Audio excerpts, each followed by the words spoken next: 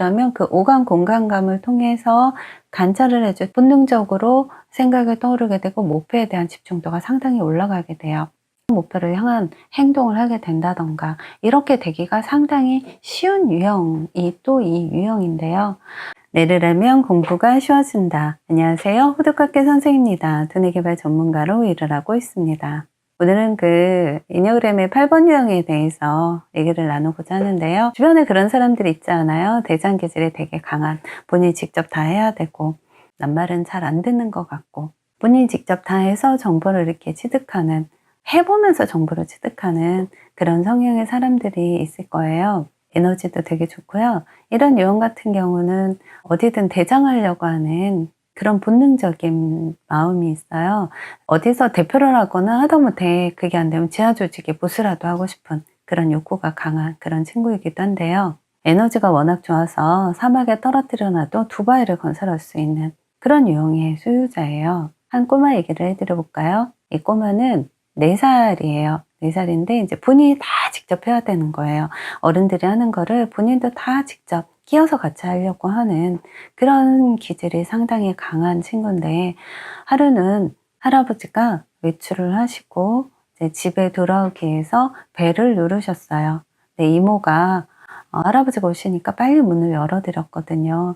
그랬더니 옆에 있던 그 조카가 난리가 난 거예요. 자기가 안 열었다고, 자기가 열어야 되는데 이모가 열었다고 울고불고 난리가 난 거예요. 땡깡 피고. 그래서 달래죠. 다음에 네가 해, 다음에 꼭 네가 해, 네가 할 수 있게 해줄게 라고 달래고 해도 10분, 20분, 30분을 달래도 멈추지를 않는 거예요. 울고불고 하는 그 땡깡이. 그래서 결국은 어떻게 했냐면 할아버지가 다시 밖으로 나가셨어요. 나가시고 벨을 누르셨고, 그리고 이 꼬마가 문을 열었어요.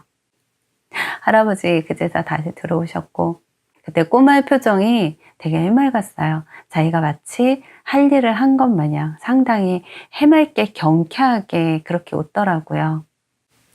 이런 유형 같은 경우가 이제 물론 장점도 있고 단점도 있고, 부모님이 키우기가 쉬운 그런 유형은 절대 아니죠. 그런데 이 유형의 특징을 알면 오히려 더 쉬울 수도 있어요. 이런 유형 같은 경우는 목표가 상당히 중요한 유형이에요. 공부를 할 때 목표를 반드시 정해야 되는데, 이제 목표를 정하는 것도 중요하고 그 다음에 그거를 시각화하는 것도 상당히 중요해요. 핸드폰에 입장에다 시각화를 해도 되고요. 아니면 책상의 벽면에 거기다가 시각 붙여도 되고요. 붙이는 걸로 끝나는 거는 아니고, 붙였다면 그거를 오감 공간감을 통해서 관찰을 해야 돼요. 그 목표가 머릿속에 깊이 각인이 되면 본능적으로 자동적으로 목표를 향해서 움직이는 힘이 상당히 강하죠. 예를 들자면 카메라를 갖고 싶어요. 내 카메라가 고가의 카메라예요. 몇천 하는, 카드를 확 긁기도 부담스러운 그런 카메라를 갖고 싶어요. 그러면 그거를 핸드폰 액정 또는 벽면에다, 책상 벽면에다 붙이는 거예요. 그리고 붙이고 이제 그거를 관찰을 하는데 오감 공간감을 통해서 관찰을 하는 거예요.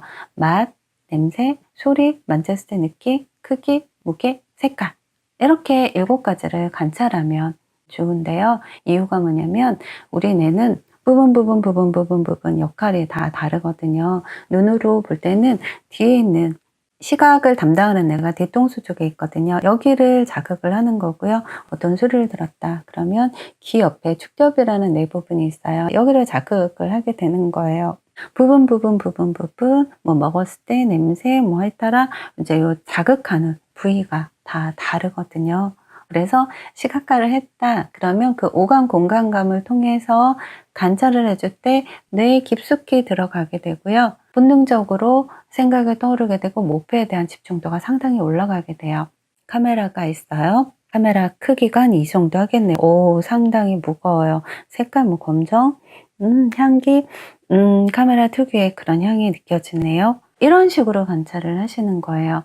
이 단순한 작업이 뇌에다가 이 정보를 계속 넣는다라고 생각을 하시면 이해가 좀 빠르실 것 같아요.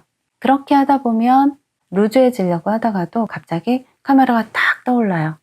그러면 갑자기 몸이 벌떡 일어나서 목표를 향한 행동을 하게 된다던가 이렇게 되기가 상당히 쉬운 유형이 또 이 유형인데요. 하나 더 말씀드리면 예를 들어서 공무원 시험을 본다. 그러면 합격을 하게 되면 어떤 합격증 같은 게 나오게 되잖아요. 인터넷 화면에 뜨기도 할 거고요. 내 번호가 이렇게 뜨기도 할 거고 그거 자체를 이제 시각화를 하는 거예요. 핸드폰 액정에다 그리고 공부하는 책상 앞에다가 프린트해서 붙여놓고 그거를 관찰하는 거예요. 자, 실제 합격증을 받았다라고 착각이 될 정도로 관찰하시면 좋은데 합격증 크기가 A4 용지보다 클까 작을까? 자, 만졌을 느낌은 어떨까? 두께가 이 정도 될라나?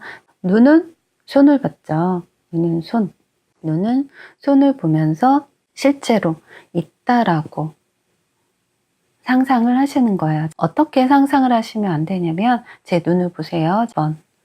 A4 용지만 할까? 자격증이 두께가 이게 1번이고요. 2번 A4 용지가 있어. 자, 두께는 이 정도 되겠다. 크기가 A4 용지만 할 것 같긴 하네. 이게 2번이에요. 1번과 2번 어떤 방식으로 해야 될까요? 2번 방식으로 하셔야 돼요. 1번 방식으로 하면 오히려 더 멍해질 수가 있어요. 1번 방식은 제가 멍하게 머릿속으로 상상을 한 거고요. 2번 방식은 실질적으로 눈앞에 있다라고 착각이 될 정도로 이렇게 상상을 한 거예요. 두 번째 방식으로 했을 때 내가 충분히 원활하게 다 자극이 돼서 본능적으로 행동이 나올 수 있는 이렇게까지가 될 수가 있거든요. 이 8번 유형은 이런 시각화가 상당히 중요하다라고 말씀을 드렸고요. 그리고 이제 가구가 없는 넓은 공간에서 공부를 하는 게 좋고요. 그리고 혼자 하는 것보다도 그룹핑으로 하는 게 한결 더 효율이 날 수가 있어요. 리더 기질이 있다고 말씀드렸잖아요. 경쟁 기질도 좀 있고요. 그래서 그룹에서 같이 하면 조금 더 집중도가 높아지고 있다는 거 참고하시면 좋을 것 같고요. 운동은 필수예요. 에너지가 되게 좋거든요. 그래서 공부하다 스트레스 받으면 이거를 처리를 해야 돼요. 이걸 처리를 안 하잖아요. 그러면 공부가 더 안 되고 그 여파가 주변으로 갈 수도 있고요. 더 힘들어질 수가 있어요. 그래서 운동, 뭔가 집중이 안 될 때 잠깐 가서 뭐 20, 30분 운동을 하고 온다던가 아니면 정해진 시간에 하루에 한 시간 정도 운동을 한다던가 이렇게 해서 에너지를 계속 돌려야 되는 그런 유형이기도 해요. 이 바빠 죽겠는데 시간 아깝게 웬 운동이 아니고요.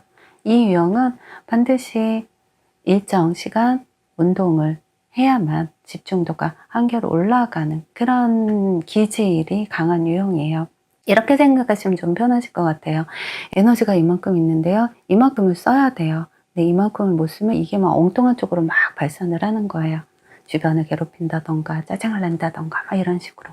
그래서 이만큼 있는 에너지를 운동으로 소진을 좀 해줘야 돼요. 운동으로 소진을 좀 해주다 보면 집중도가 한결 올라가는 거 느껴지실 겁니다. 내를 알면 공부가 쉬워진다. 구독할게 선생이었습니다. 감사합니다.